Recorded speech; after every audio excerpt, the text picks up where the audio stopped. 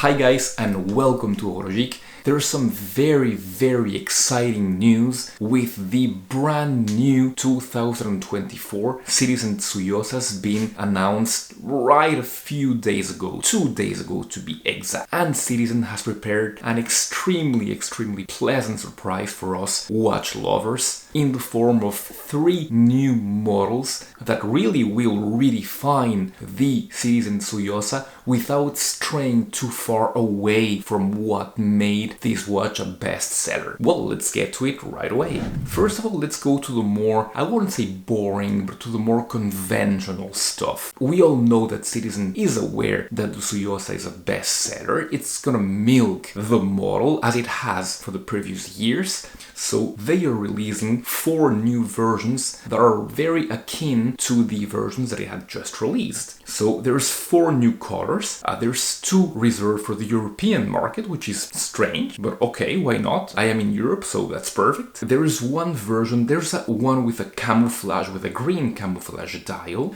and there's one with a salmon dial that looks very elegant. The camouflage one, so I wouldn't really go for it, but the salmon's perfectly good. And that's the only thing that changes from the previous models. The overall build and the movement remain the same, and even the price remains the same at 299 euros. It's very nice to see that big companies like Citizen will not bump up prices too much. They haven't at all. This price is the same that the price at which they released the Tsuyosa 2 years ago, or barely the same. And there's 2 worldwide models that will be released in April 2024, one with an orange sunburst dial and one with a champagne dial.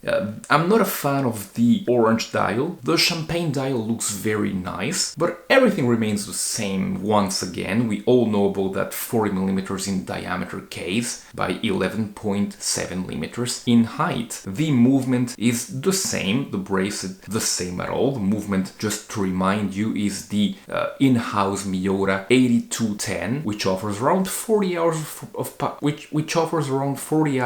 of power reserve and beats at 21,600 beats per hour. Nothing incredible here. I have made a review, of course, about the yellow dial version of this watch that I still have up to now. You can check it in the description of the video if you want, of course. But where things change and where Citizen has really surprised without revolutionizing too much is with their new guilloche small seconds. There are 3 versions. There's one in a kind of salmon color, a little bit muted though. There's a blue one, which appears to be sunburst, a bit sunburst, and there's a gray version. I couldn't really tell you if my favorite is the salmon or the blue. I think I would go for the blue, even though it's a little bit more conventional. But yeah, look at this watch. I mean, it is more of the same, but not quite.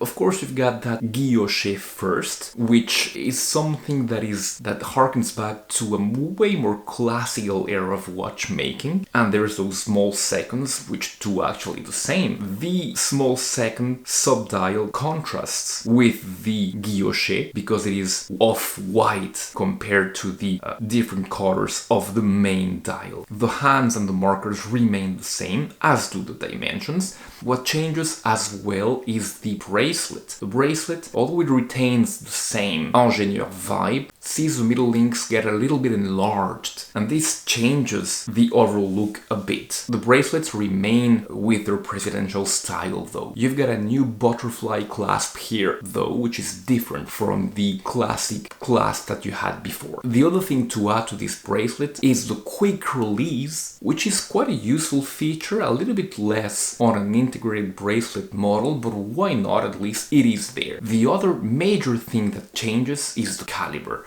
Gone is the 8210 with its 40 hours of power reserve, and enter the 8322 which is, even though it remains an 8 series, it is on the upper part of the 8 series with a 60 hours of power reserve. It retains the lower 81,600 beats per hour frequency, but it bumps up that power reserve quite substantially. And the best of all is that even though Citizen has changed so much on their model here, it hasn't bumped the price like crazy. This watch will cost 379 euros on a bracelet and 359 on a leather strap. It'll be available on April 2024, and I bet you that it will be really hard to find, like the yellow one was back in 2022. Well, we shall see that.